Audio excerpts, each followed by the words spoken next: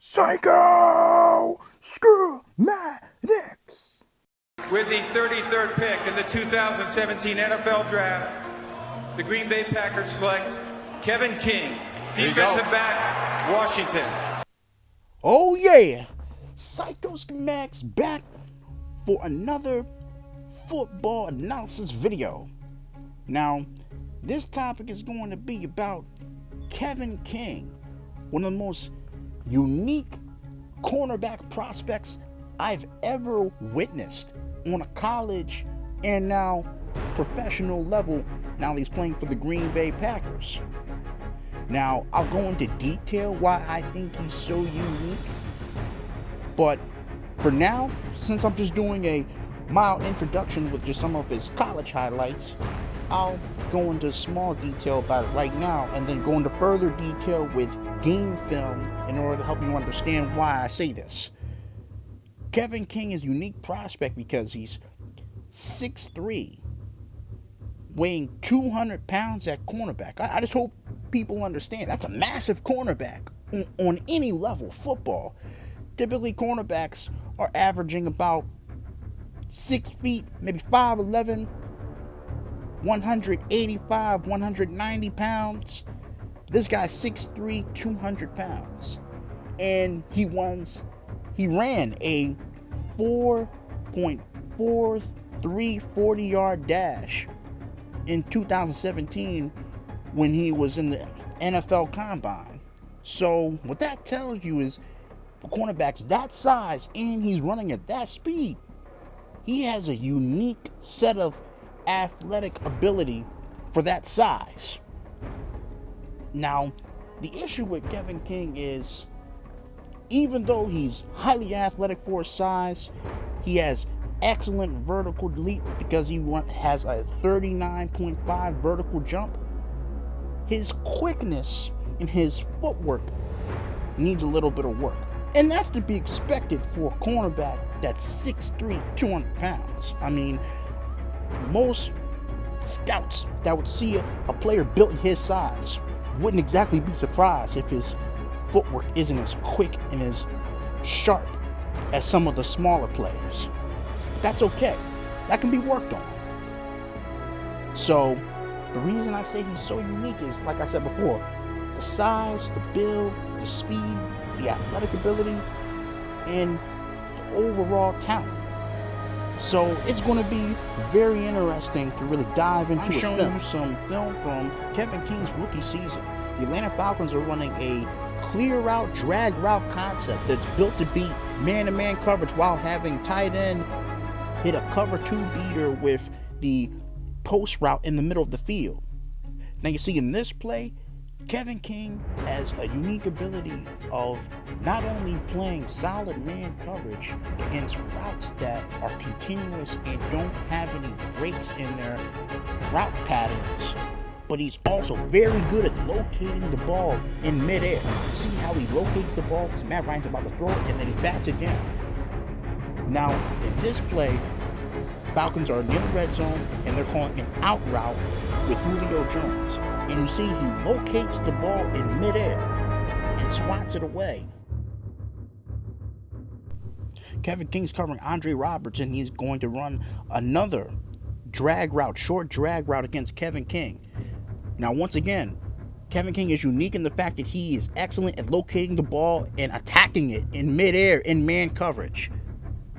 So you're going to see the play from another angle, and I'm going to highlight it so you understand.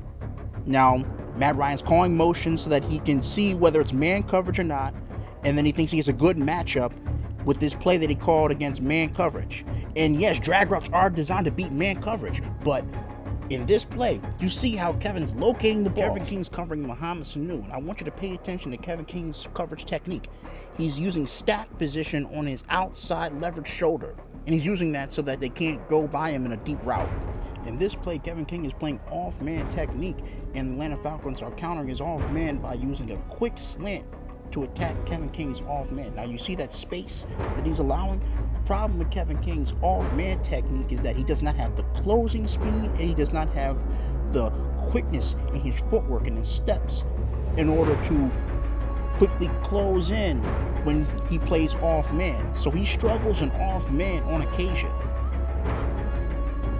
Now in this play, once again, Kevin King is playing off-man technique, and he's covering Stefon Diggs near the goal line in the red zone against the Minnesota Vikings. Now in this play, Stefon Diggs is going to be running a intermediate crossing route, and once again, Kevin King is man-to-man coverage. There's no safety in the back to help him, so this is going to be straight up man-to-man. And if you notice, Stefon Diggs is somewhat open in this play right here. Stefon Diggs has his arm raised and he's calling for the ball. However, Kirk Cousins is being pressured, and the player that's pressuring him is going to continuously pursue him until he gets rid of the ball, gets sacked. And that gives Kevin King the chance to be able to undercut the route, use his ball skills and his jumping ability to undercut the route and intercept the ball. Now, if you go back, there's an important detail that needs to be looked at, and that's Kevin King's closing speed. Kevin King has below average acceleration, but he has excellent top end speed. Now in this play, Kevin King's playing man coverage against Stefon Diggs. Now Stefon Diggs is a bit of a mismatch for Kevin King because Stefon Diggs has some of the best route running technique in the NFL and really good fast feet, and Kevin King's footwork isn't as good, as sharp, as detailed to be able to really be a match for Stefon Diggs in most routes. So for Stefon Diggs, watch what he does at the top of the route. He stutter steps, and then at the top of the route, he's going to shove him. And that shove is why he gets put to the ground so badly as he did. But Kevin King could have countered with a bit of an arm bar, a shove, or a little swat to the arm. Now in this play, Kevin King is playing man coverage against Courtland Sutton. The difference is Kevin King is perfectly built to be able to cover Courtland Sutton because Courtland Sutton is a massive, tall, bulky receiver, and that's what Kevin King is built to stop.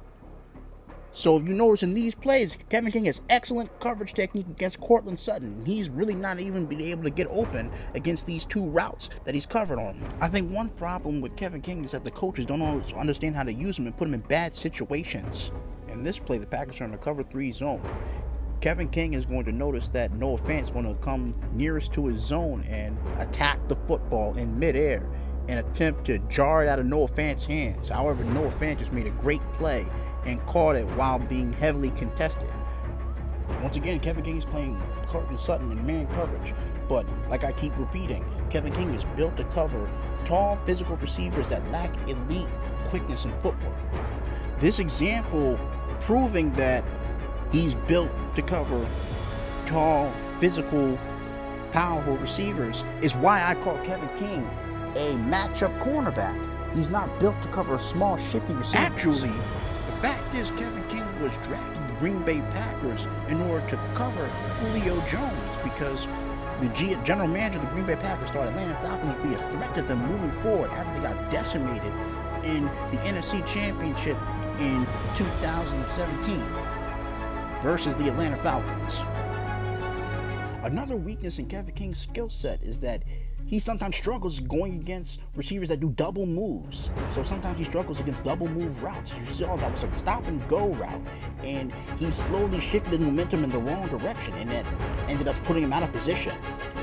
For the most part, King did a good job versus Courtland Sutton, but plays like this, little red X's like this, are part of the reason why King will ultimately struggle to be considered an elite corner at some point in time, because he has so much talent and he's so gifted, and he has excellent size, and he's really good with press man coverage and press man technique, but he has to fix the flaws with his footwork, and he needs to stop biting on double routes and stay in position properly.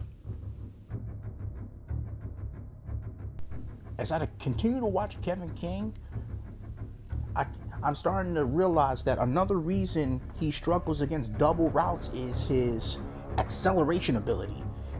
Like I said before, his top end speed is pretty good for his size, but his acceleration is poor for the most part. And you can see his acceleration is solid when he's able to run in a straight line without stopping, and just in continuous motion, continuous momentum. But once his momentum stops and he has to start his speed all over again and regain his speed, That's where he has a problem. That is called acceleration.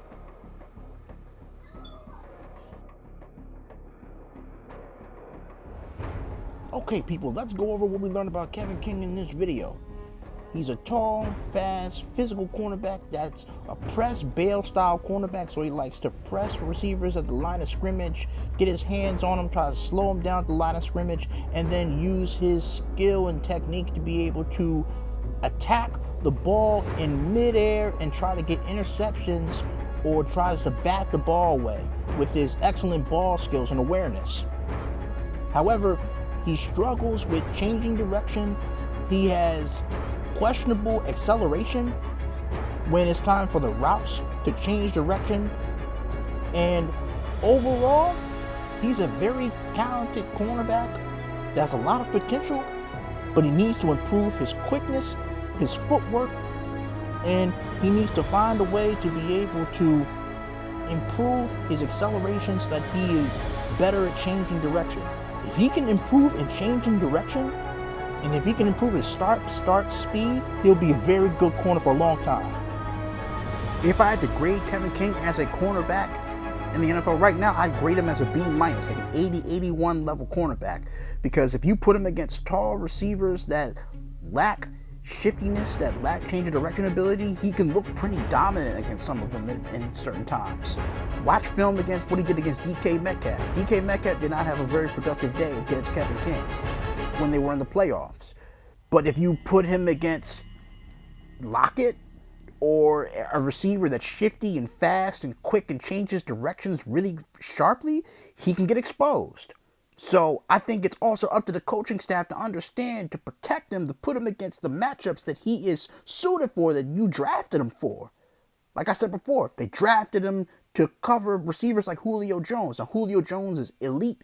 He's a God-level receiver. But Kevin King is one of those cornerbacks that has a shot at actually covering him one-on-one because of his size, his speed, and his ability to jump at the peak, the apex of his jump, and compete and contest catches.